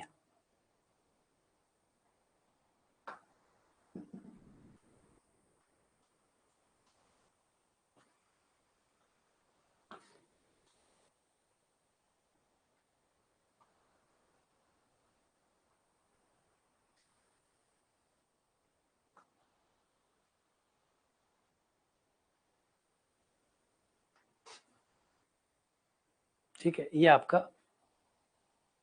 अच्छा, वो कविता कह रही है कि 1 महीने में पढ़कर कैसे सिलेक्शन ले। देखिए, एक्चुअली एक बात सही बताऊं आपको, सिलेक्शन का तरीका तो 1 साल के लिए भी नहीं है। मजाक नहीं कर रहा, सही बता रहा हूँ। 1 साल पढ़ के भी कोई तरीका नहीं है कि अगर आप 1 साल पढ़ोगे तो आपका सिलेक्शन हो जाएगा। 1 महीने का प्लान छोड़िए, 1 साल का प्लान भी नहीं होता कि 1 साल, बस वो एक कॉमन चलता है कि हाँ भाई 1 साल पढ़ेंगे तो 1 महीने से तो बेहतर ही होगा। बस वो एक संभावना है, एक्चुअली वो नहीं है। एक बड़े फिलोसोफर थे, मैकियावेली, उनका नाम काफी सुना होगा आपने। उनकी बुक थी द प्रिंस करके, बहुत फेमस बुक थी, और वो मॉडर्न टाइप की जो बातें वो उस समय लिखा करते थे। तो उनका एक बड़ा प्यारा कोटेशन है कि अंत जो है ना, वही आपके साधन को जस्टिफाई करेगा कि आपका साधन सही था या गलत था। बड़ा प्यारा कोटेशन, ध्यान से सुनिए इस बात को, कि आपका परिणाम जो है ना, अंतिम परिणाम वही तय करता है कि आपका साधन सही था या गलत था। हो सकता है आप 3 साल से पढ़ रहे हो सकता है आप 3 साल से पढ़ रहे हो, अगर आप फेल हो गए तो लोग क्या कहेंगे, आपका तरीका गलत था, गलत तरीके से पढ़ रहे थे, सही से नहीं पढ़ रहे थे, ईमानदारी से नहीं पढ़ रहे थे। लेकिन सोचो, वही बच्चा 3 महीने पढ़ के अगर सिलेक्ट हो जाए तो अरे बहुत सही पढ़ा, सबसे सही पढ़ा, ध्यान से पढ़ा। तो एक्चुअल में काम यही करता है। इस प्रकृति में कुछ भी परमानेंट नहीं है। कुछ भी ऐसा नहीं है कि मैं आपको ये कह दूं कि ऐसा कर लो तो सिलेक्शन हो जाएगा और ऐसा करने से नहीं होगा। कुछ भी काम नहीं करता, वो फिर अंत ही तय करता है। जैसे बचपन में कई बार क्लास में ये कमेंट भी मारता हूँ कि नॉर्मल क्या होता है, मोहल्ले में पड़ोसी देखते रहते हैं बच्चों को। पड़ोसी जो है ना, वो बच्चे को देखते रहते हैं कि बच्चा जा रहा है, आ रहा है, बच्चा, कोई कुछ नहीं कहता, कोई पड़ोसी कुछ नहीं कहता, वो देखता रहता है कि बच्चा आ रहा है, जा रहा है, कभी वहां जा रहा है, कभी, वो चुप रहते हैं सब। वो परीक्षा परिणाम का इंतजार करते हैं कि परीक्षा परिणाम आ जाए, उसके अकॉर्डिंग तय करेंगे कि क्या बोलना है। अगर परीक्षा परिणाम में वो बच्चा फेल हो गया तो अरे हमें तो पता ही था, सारा दिन फिरता रहता था, कभी यहाँ फिर रहा है, कभी वहां फिर रहा है, कभी उस दुकान पे मिल रहा है, कभी उस दुकान पे मिल रहा है, हमने तो पहले ही पता था, हमें तो रिजल्ट तो अब आया है, हमें तो पता तो पहले ही था कि ये तो फेल होना ही है। अच्छा, वही बच्चा एग्जैक्ट लेते हैं, अपोजिट लेते हैं, अगर वो बच्चा पास हो गया और अच्छे नंबर से पास हो गया, हमें तो पहले ही पता था, सारा दिन पढ़ता था, कभी उधर पढ़ने जा रहा है, कभी उधर पढ़ने जा रहा है, कभी वहां पढ़ने जा रहा है, कभी उस दुकान पे किताब खरीद रहा है, तो सारा दिन ही पढ़ता था, इसको तो पास होना ही था, इसको तो मतलब सिलेक्शन होना ही था, इसका दिखता था। ये तो दोपहर में भी पढ़ने जा रहा है, शाम को भी पढ़ने जा रहा है, लग रहा था कि तो सिलेक्शन देगा ही देगा। तो सेम कहानी ये हमारे साथ भी लागू होती है कि एक्चुअल में सही क्या है, गलत क्या है, हम नहीं जानते। क्या हो सकता है, क्या 1 साल में सिलेक्शन हो सकता है? बस इतना है कि इतना पता है कि 1 महीने से 1 साल बड़ा होता है 1 महीने से 1 साल बड़ा होता है और 1 साल से बड़ा 2 साल होता है। बस उस आधार पे थोड़ी प्रायिकता बढ़ जाती है। बाकी गारंटी तो कुछ भी नहीं है कि 1 महीने में क्या हो सकता है, 1 साल में क्या हो सकता है, 2 साल में क्या हो सकता है ना? तो ये इसे किसी से मत पूछिए, यहाँ पे इस धरती पे कोई ज़्यादा कुछ नहीं जानता है।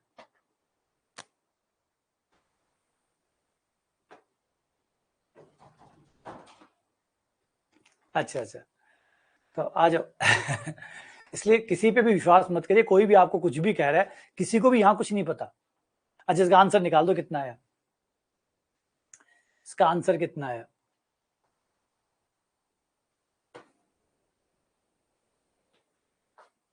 अच्छा, आपके गुरुजी ने बताया था क्या? हाँ, वो सोनू कह रही है 1 महीना तो एग्ज़ाम की टेंशन लेने 1 महीना तो एग्ज़ाम की टेंशन लेने के लिए भी कम है। अगर टेंशन भी कोई बंदा ले तो कम से कम 2-3 महीने चाहिए। अरे सही बात है। ये ज़्यादा सही बात है कि भाई टेंशन लेने के लिए भी तो कम 2-3 महीने होने चाहिए। 1 महीने तो टेंशन के लिए कम है। तो अच्छा, कितना आंसर आया? आंसर पे टिक लगा दो, कितना आया? कितना आंसर आया? अच्छा, उन्होंने मेरे कोर्स से तैयारी की है क्या? कितना कितना बता दो यार, या कर लोगे फिर छोड़ दूं?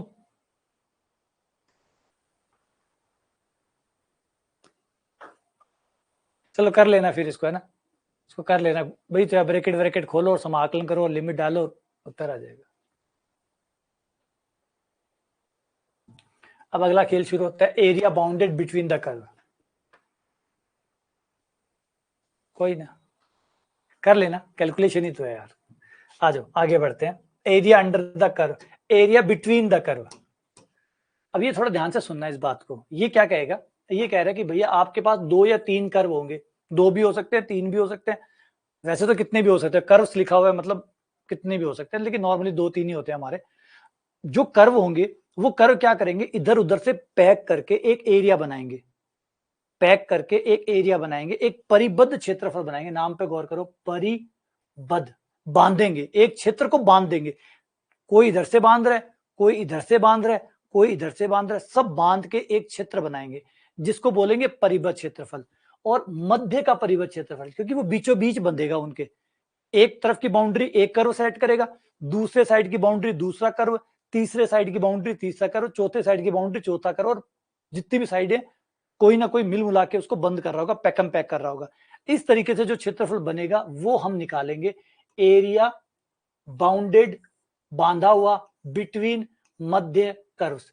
जो कर्व है उनके बीच में जो एरिया बंध गया है, जैसे यहाँ पे देखिए 2 कर्व है, ये व्हाइट वाला कर्व नंबर 1, ब्लू वाला कर्व नंबर 2। अब दोनों को देखिए, दोनों ने मिलकर एक कर्व, एक एरिया बंद कर दिया, इससे परिबद्ध क्षेत्र कहते हैं। दोनों कर्व, एक साइड से इसने बंद किया और एक साइड से इसने बंद किया, ये परिबद्ध क्षेत्र कहलाता है। अब कहानी ये बनती है कि ये वाला फॉर्मूला इस पे कैसे लगाओगे। फॉर्मूला तो वही है, वो नहीं बदला, वो मैंने कहा लास्ट तक नहीं बदलेगा, वो तो हमेशा एक ही रहेगा। 4 चीजों के बीच का उसको अब आप उसे कहो कि भैया बीच वाला निकाल दे, तो वो बीच वाला कुछ नहीं जानता। जो अंदर बाहर का नहीं जानता वो बीच वाला क्या जानेगा? तो उससे उम्मीद करना ही मत, वो तो फिर वही बात, वो कहेगा लाओ 4, लाओ 4। वो 4 मांगेगा, बस उसको 4 पता है, वो 4 दे दो, वो निकाल देगा। अब आपको इसको 4 कैसे देना है, ध्यान दो।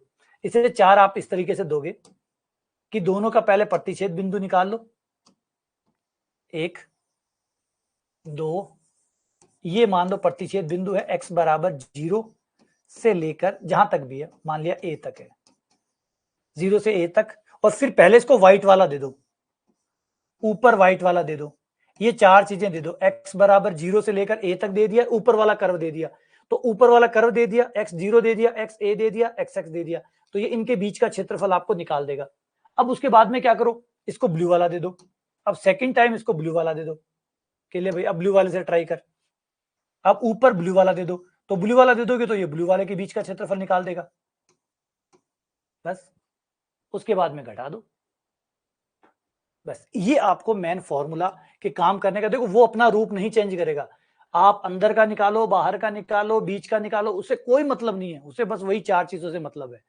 आप प्रॉपर्ली 4 चीजें दोगे, वो उसके बीच का निकाल देगा। वो अब बीच का है, बाहर का है, अंदर का है, उसको वो नहीं जानता। तो आप क्या करेंगे, आप x बराबर 0 से लेकर a तक पहले व्हाइट वाला ले लेंगे, जो आपका व्हाइट कर्व है उसको लेंगे, माइनस 0 से लेकर a तक, फिर आपका ब्लू वाला कर्व ले लेंगे। ब्लू वाला कर्व लेने का मतलब ब्लू वाले समीकरण का यूज करोगे, जिस समीकरण का यूज करोगे वहां तक का क्षेत्रफल आएगा, और फिर दोनों को माइनस कर देंगे, व्हाइट माइनस ब्लू, और ये आपका आंसर आ जाएगा, व्हाइट माइनस ब्लू, ये आपका आंसर आ जाएगा। क्लियर है, आई बात समझ में? तो इसके काम करने का तरीका अब ऐसे, तो ये ऐसे ही काम करेगा, इसलिए सावधान, इसको याद रखिएगा। ठीक है, आओ सवाल करते हैं।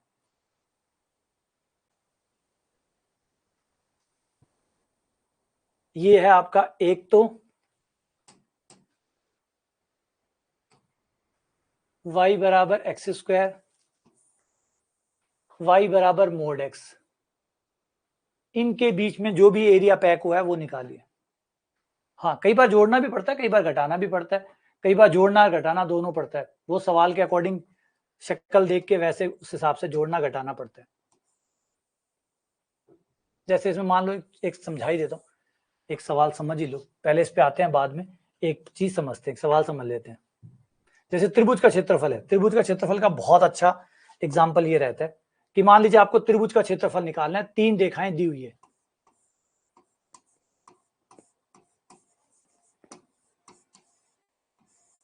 त्रिभुज का क्षेत्रफल कैसे निकलेगा वो देखो।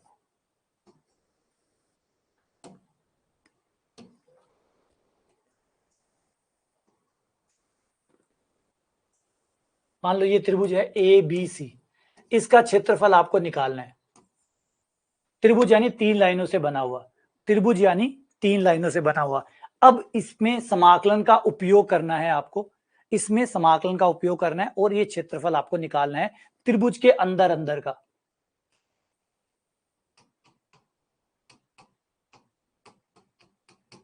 अब आप फॉर्मूले से कहोगे कि त्रिभुज के अंदर का निकाल दे, तो मैंने पहले कहा फॉर्मूला अंदर बाहर ऊपर नीचे नहीं जानता, वो तो बस वो 4 चीजें जानता है, बस उसका काम ये है, बाकी काम आपका।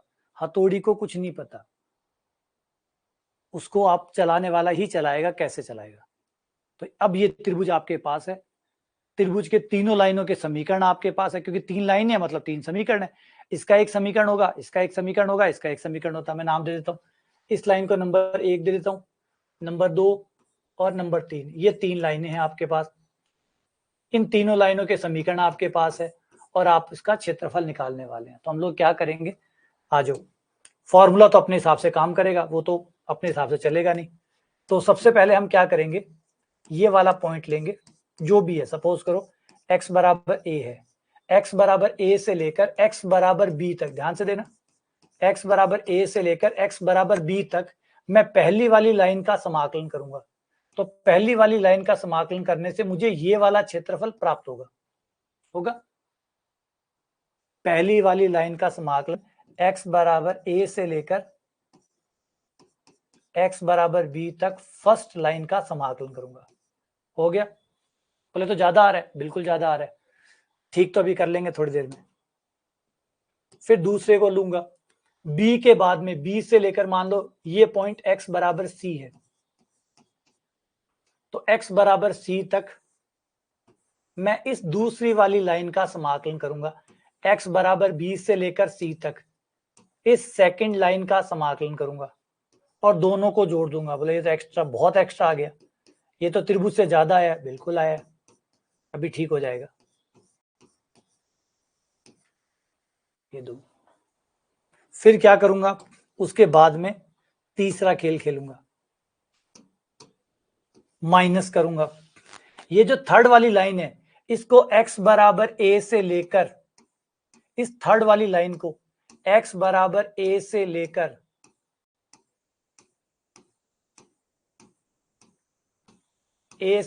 c तक और x के बीच में इसका क्षेत्रफल निकालूंगा और घटा दूंगा। अब देखो और बताओ कि क्या त्रिभुज का क्षेत्रफल बचेगा या नहीं बचेगा? त्रिभुज का क्षेत्रफल बचेगा या नहीं बचेगा? त्रिभुज का बचेगा या नहीं बचेगा? मतलब बिल्कुल बचेगा।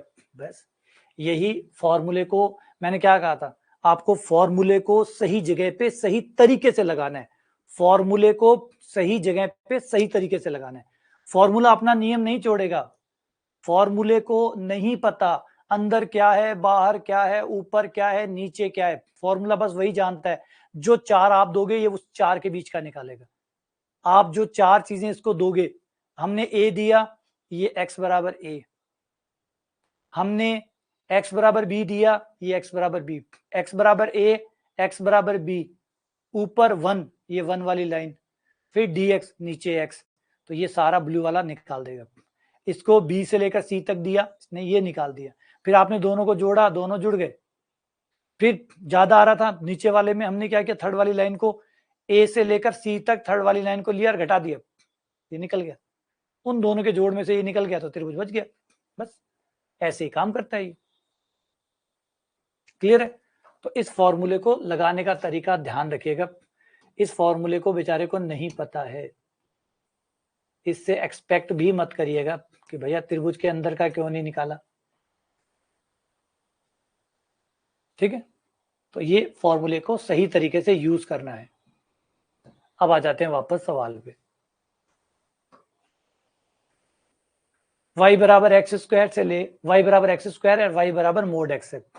y बराबर एक्स स्क्वायर आपका परवलय होगा,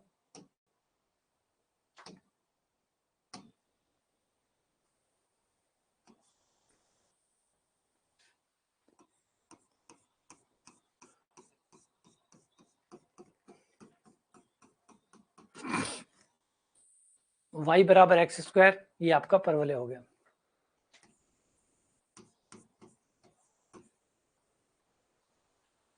फिर y बराबर मोड एक्स,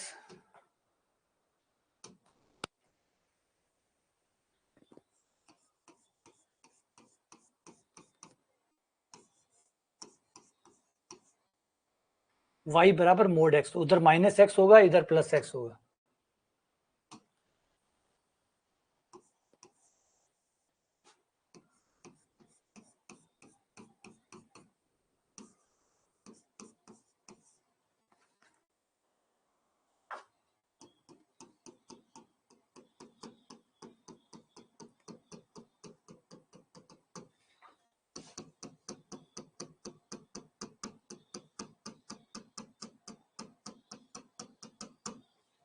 ये आपको एरिया निकालना।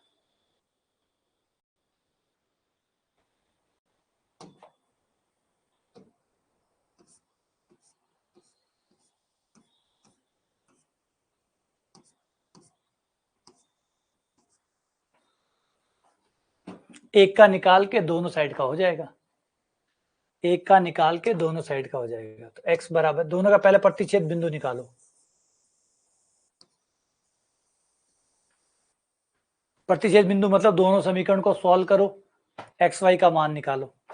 एक समीकरण है y बराबर x, दूसरी समीकरण है y बराबर एक्स स्क्वायर। y का मान यहां डाल दो, y बराबर x बराबर एक्स स्क्वायर, एक तरफ करने पर x कॉमन आ जाएगा, x माइनस 1, x का मान 0, x का मान 1, 0 से लेकर 1 तक, ये आपका 0 है, ये 1 है। 0 से 1 तक क्या करो, पहले इस पीले वाले का निकाल लो और फिर पीले वाले में से सफेद वाला माइनस कर दो।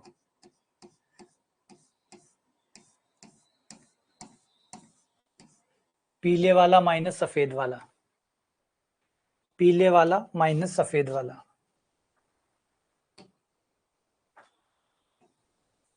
x बराबर 0 से लेकर 1 तक, पीले वाले के लिए y का मान क्या है, पीले वाले के लिए y का मान है x,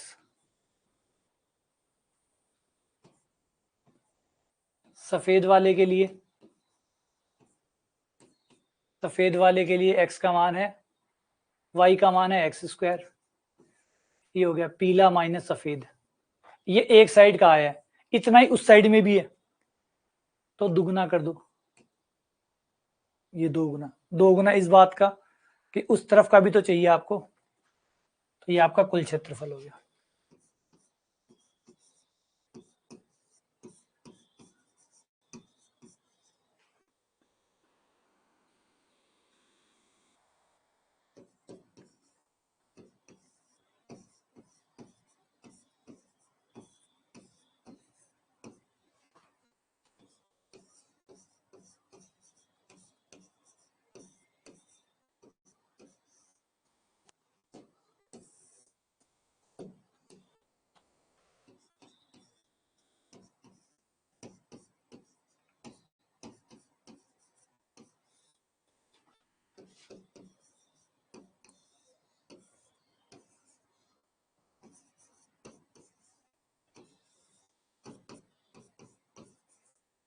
एक बटा तीन,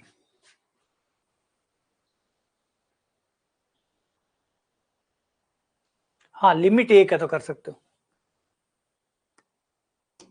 कई बार क्या लिमिट अलग अलग होती है तो फिर दिक्कत होती है, वरना तो दोनों को घटा के फिर समाकलन कर लो।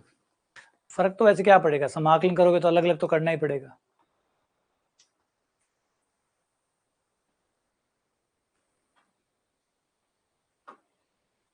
अगला area between these three work, इन तीन के बीच का एरिया निकालो, इन तीन लाइनों के बीच का एरिया ज्ञात करो। क्या ग्राफ बनेगा इसका,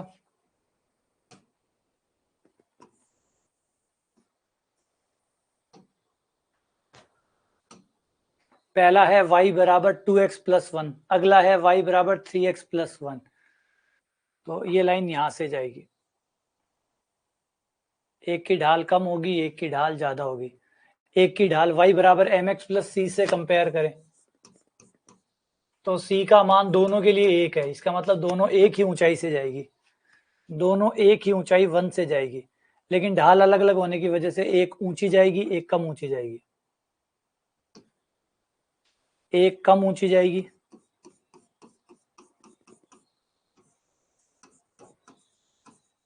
एक थोड़ी ज्यादा ऊंची जाएगी, क्योंकि दूसरे की ढाल ज्यादा है, ढाल ज्यादा है मतलब ज्यादा ऊपर जाएगी।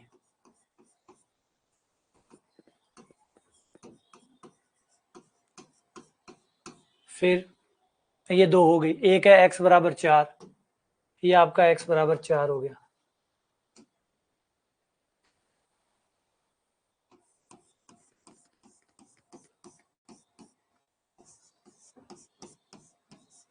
ये हो गया x बराबर 4।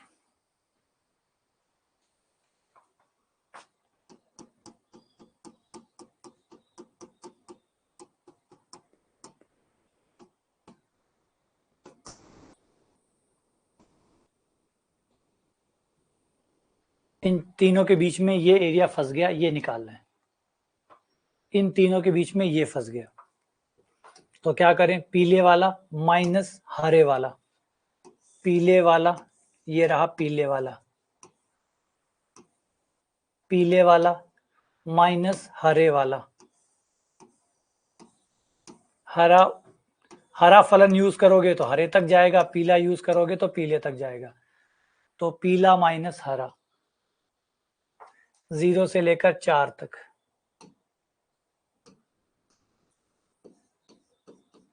0 से लेकर 4 तक पीले वाला, पीले वाले के लिए y का मान क्या है 3x प्लस 1,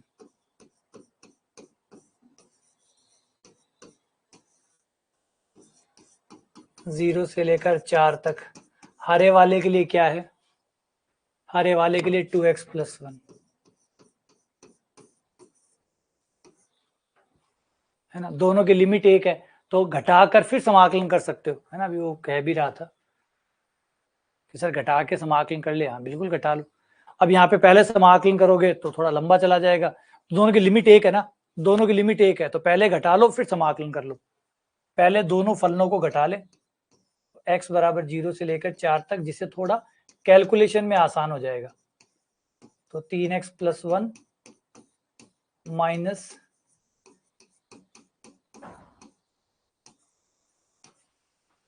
1 से 1 कट गया, 3x x बच गया। अब ये देखो ये कैलकुलेशन कम हो गई ना, लेकिन याद रखिए ऐसा कर क्यों पाए, क्योंकि लिमिट सेम थी ना, इसलिए ऐसा कर पाए।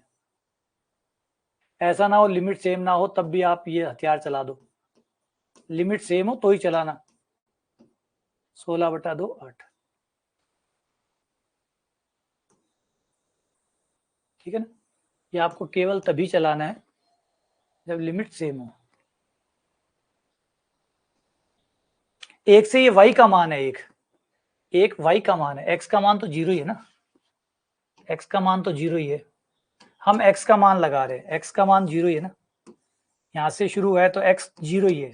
ये y का मान है, ये y का मान है।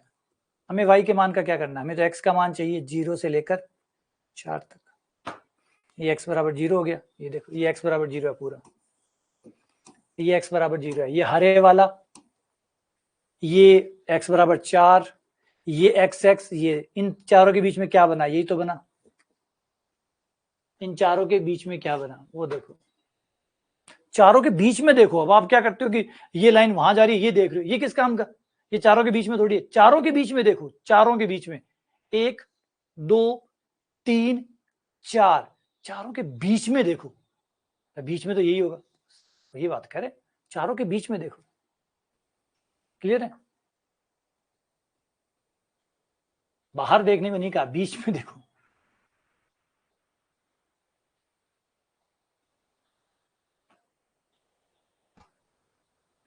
अगला सवाल, ये दोनों आपके परवले हैं और दोनों के बीच का क्षेत्रफल 1 है, तो बताओ a का मान कितना होगा।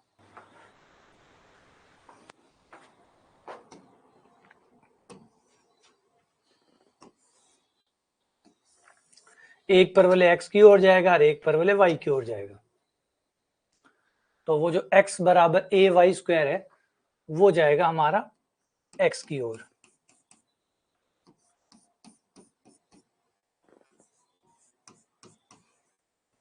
ये इधर गया और जो y बराबर ax² है वो इधर जाएगा।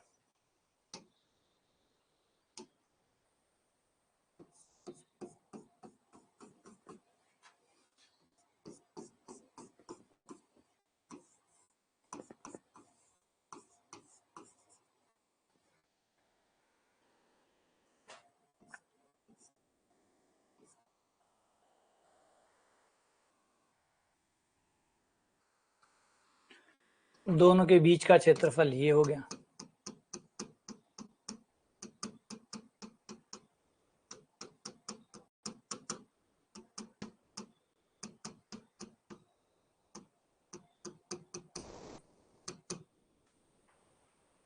तो हम लोग पहले दोनों का प्रतिच्छेद बिंदु निकाल ले।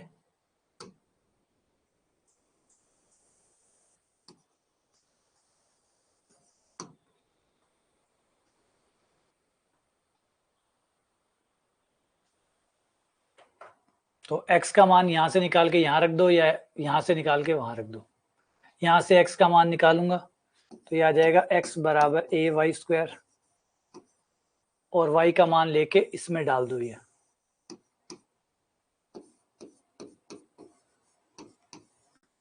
y का मान ax²।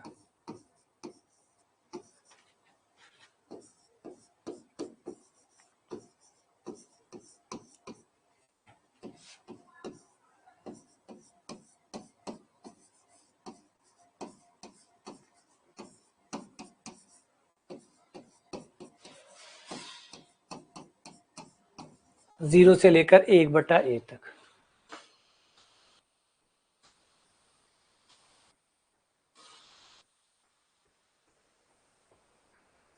अच्छा, वो आदित्य कह रहा है कि मुझे सपने में दिखा था कि आज रिजल्ट आ जाएगा।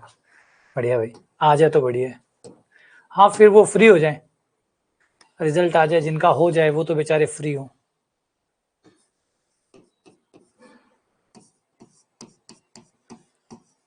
तो येलो वाला माइनस पिंक वाला, येलो वाले से y का मान आएगा √x/a/dx और पिंक वाले से आएगा x बराबर 0 से लेकर x बराबर a तक। और ये तो कौन सा येलो वाला हो गया, पिंक वाले का y का मान है ax स्क्वायर।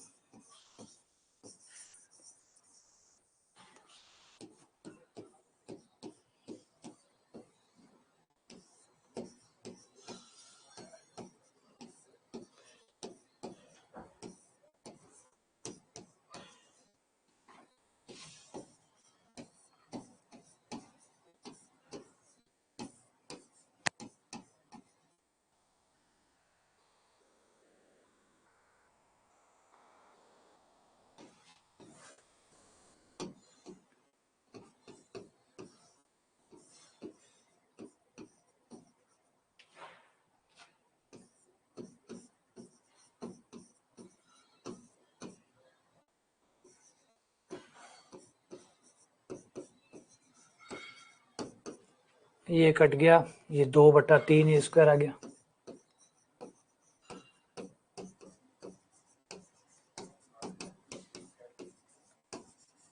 एक बटा तीन ए स्क्वायर आ गया। अब क्वेश्चन ने क्या कहा है कि जो क्षेत्रफल है वो 1 के बराबर है। क्षेत्रफल 1 दिया हुआ है, बराबर 1 कर दो।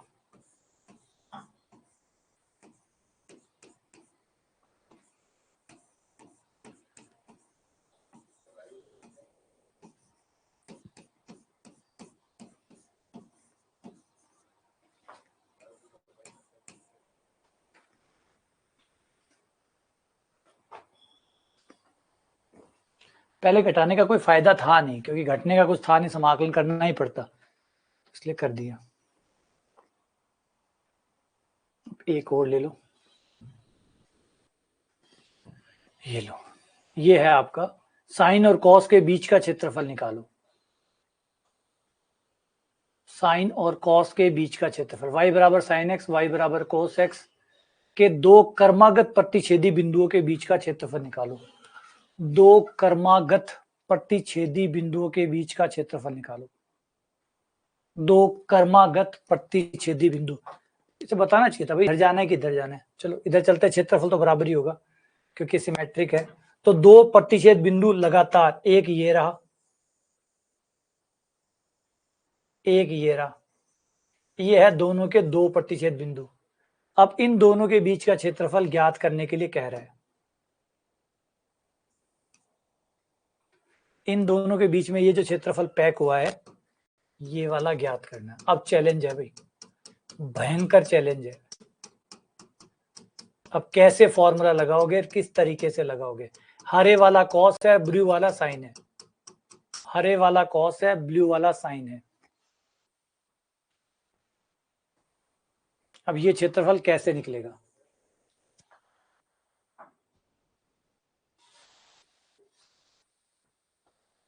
लिमिट कैसे यूज करोगे, दिमाग लगाओ इसके अंदर। हाँ वो बता देता हूं कि ये दोनों π/4 पे काटते हैं, साइन और कॉस सब जानते हैं कि π/4 पे दोनों काटते हैं। π/4 पे काटते हैं, फिर 3π/4 पे काटते हैं। दोनों का प्रतिच्छेद बिंदु निकालोगे तो भाई साइन एक्स कॉस एक्स कहाँ बराबर है? नहीं, आगे जाके 5π/4 पे।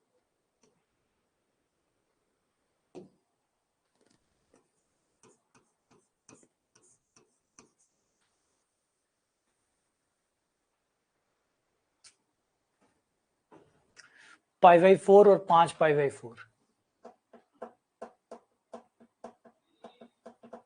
अब दोनों के बीच का समाकलन किसका कैसे करोगे, कहां तक करोगे, सोच के दिमाग लगाओ।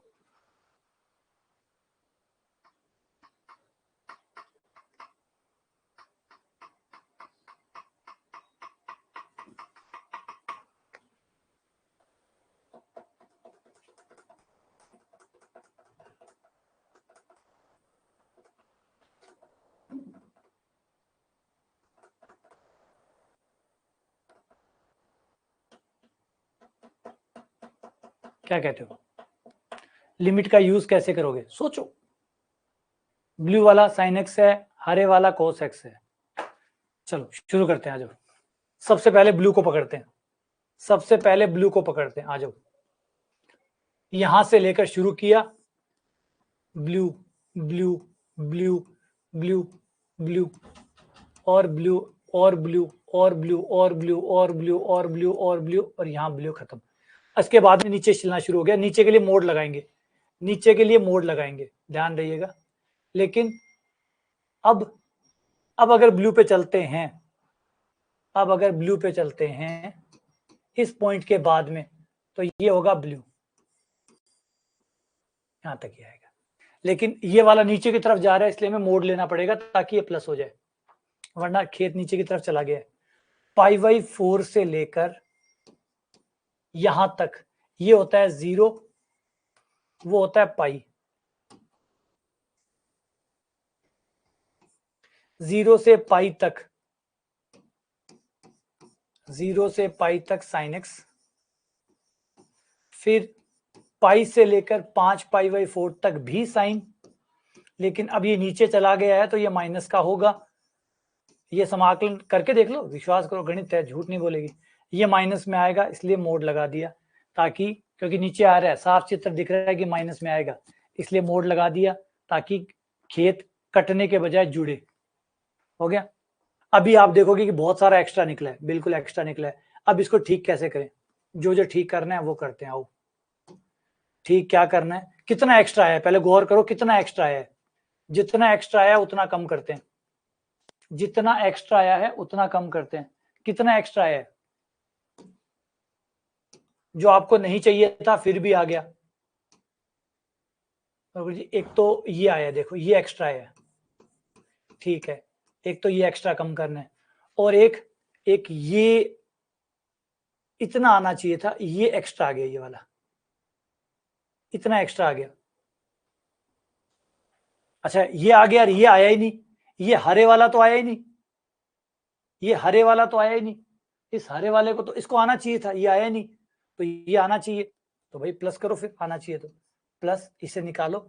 ये हरे वाले का ग्राफ है, ये हो गया π/2, यहां है आपका π/2, π/2 से लेकर 5π/4 तक, और मोड का चिन्ह π/4 से लेकर 5π/4 तक, और cos x, और मोड का चिन्ह क्यों लगाया? क्योंकि नीचे की तरफ है, नीचे की तरफ है, इसलिए माइनस का आएगा, इसलिए प्लस का कर दिया। लेकिन रुको, π/4 से π/2 तो ऊपर ही है ना, उस पर क्यों लगा रहे हो? तो वापस करो, इसको वापस करो। आपको ये हटवाना है तो माइनस का चिन्ह करो पहले तो। जिसे हटवाना है उसके लिए माइनस का चिन्ह लगाओ। माइनस, प्लस का ये ऊपर है तो प्लस का है, ठीक है। जिसे हटवाना है उसके लिए प्लस का चिन्ह लगाओ। जोड़वाना है प्लस लगाओ, घटवाना है माइनस लगाओ। और अगर वो नीचे है, अब ये वाला जुड़वाना है तो ठीक है, प्लस का चिन्ह लगेगा। और ये नीचे की वजह से माइनस में आएगा, ये माइनस में ना आए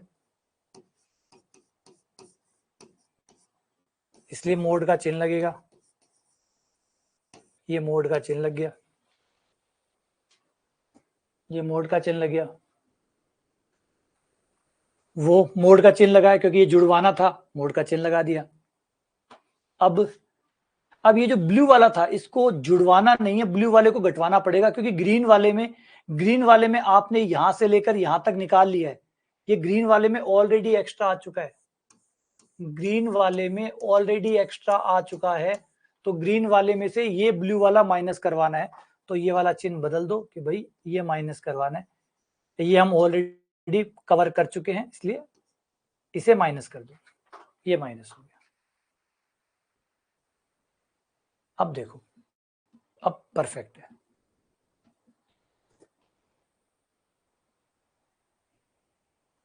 अब देखो फॉर्मूले को यूज करने वाली जो ट्रिक है वो देखो कितना परफेक्टली आपको फॉर्मूला यूज करना है।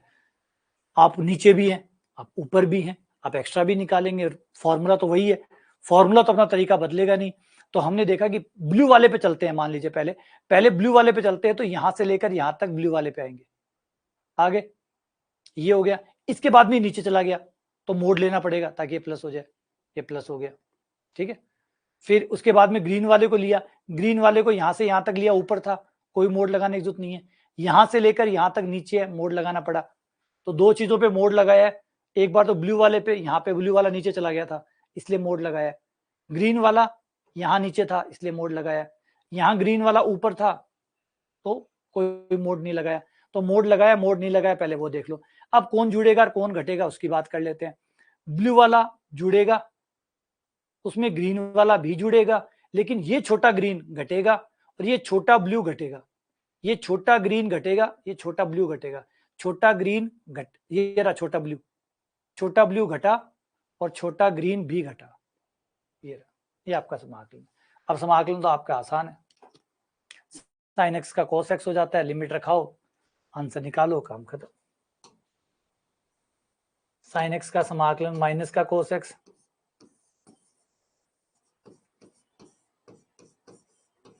पाई बाई 4 से पाई, साइन एक्स का हो गया माइनस का कोस एक्स,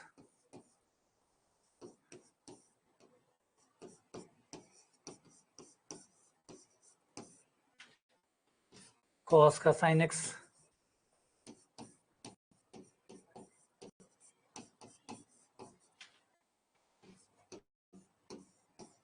कॉस का साइन एक्स,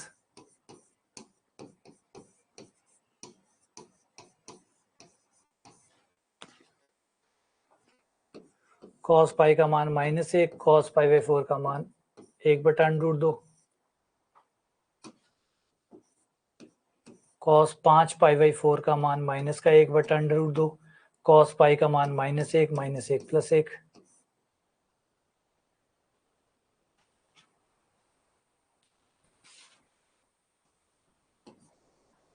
साइन एक्स 90 का मान 1, साइन 5 पाई बाई 4 माइनस का 1/√2,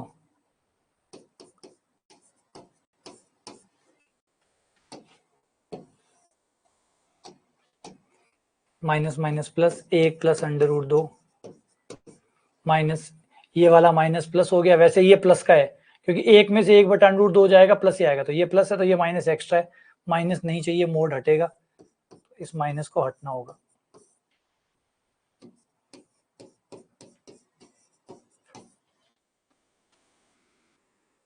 ये √2 आ गया, माइनस माइनस प्लस,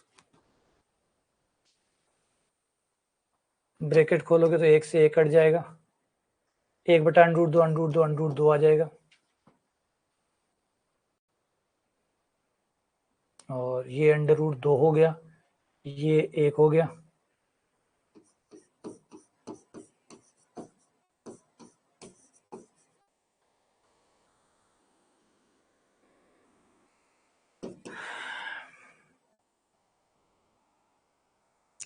दो √2 माइनस 1 प्लस 1/√2, लघुत्तम √2, तो ये आ गया 4 माइनस √2 प्लस 1, 5 माइनस √2/√2,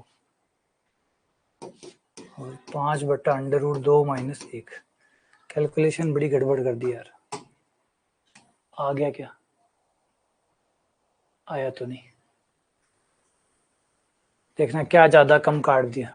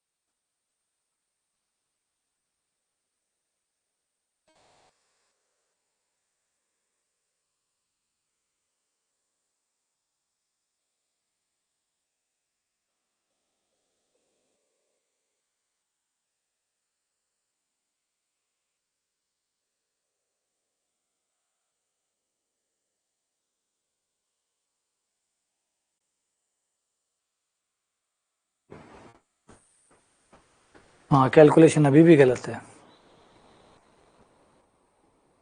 √2 आ रहा है क्या? हाँ तो भाई मेरा भी कोई गड़बड़ी चल रहा है भैया, कट क्यों नहीं रहा? और कट नहीं दे सकते, मेरा एक का हिसाब किताब ही कर रहा है, माइनस का एक प्लस का एक ही कटेगा था ना, ये माइनस एक और ये प्लस एक, ये कटेगा, ये कटेगा। अब अंडर रूट 2 भी 4 है मेरे पास, 4 अंडर रूट 2 है, तो 1/√2, 1/√2, 1/√2, 1/√2, मेरे सारे 1/√2 जुड़ रहे हैं, तो ये 4/√2 हो गया और 2 अंडर रूट 2 आ गया। अब देखो 2 अंडर रूट 2 आ रहा है,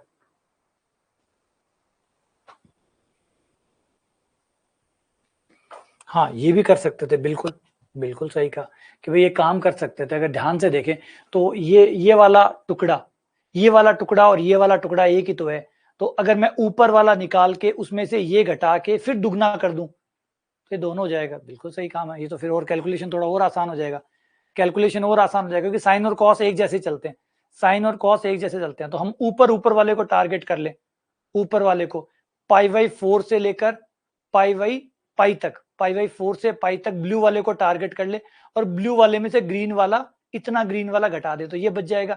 अब ये ही तो ये है, ये और ये तो ऊपर नीचे दोनों सेम है, तो फिर इसे निकाल कर दुगना कर देंगे तो वो कैलकुलेशन आसान हो जाएगी, इतना बड़ा कैलकुलेशन नहीं करना पड़ेगा, ठीक है ना? हाँ बिल्कुल वैसा कर सकते हो, क्योंकि दोनों बराबर है तो फिर एक ऊपर वाला निकाल लेंगे, सिर्फ ऊपर वाले को टारगेट करेंगे, इतने इतने को।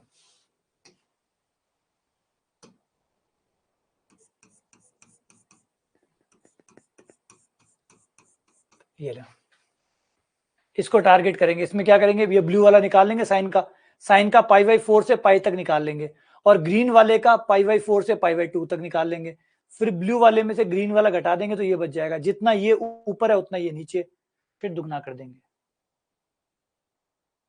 ठीक है ना? चलो 2 अंडर रूट 2 आ गया मेरा, बस इसी के साथ क्लास को विराम देते हैं, और इनको दोहराइएगा, पढ़िएगा, देखिएगा।